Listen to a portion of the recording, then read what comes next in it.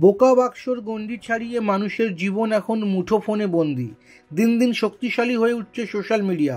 এই সোশ্যাল মিডিয়াকে কাজে লাগিয়ে এই মুহূর্তে অনেকেই হয়ে উঠেছেন সেলিব্রিটি। বাংলায় যেসব সোশ্যাল মিডিয়া প্রভাবীরা রয়েছেন তাদের মধ্যে অন্যতম হলেন ঝিলম গুপ্ত। অর্থহীন কন্টেন্ট নয়, বরং হাস্যরসের সঙ্গে ঝিলম তার কন্টেন্টে দিয়েছেন বুদ্ধির মারপ্যাচ।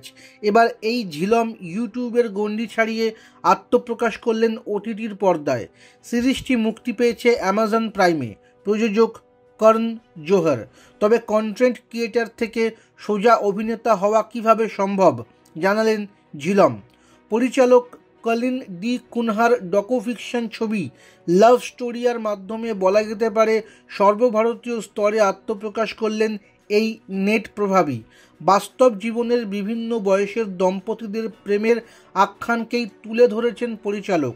এই সিরিজে কেবল ছেলে মেয়ের সম্পর্কের গণ্ডিতে আবদ্ধ থাকেনি, উঠে এসেছে রূপান্তরকামীদের জীবনের গল্প।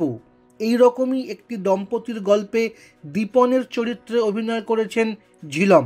কন্টেন্ট ক্রিয়েটার থেকে অভিনয় জগতে তার এভাবেই পা রাখা।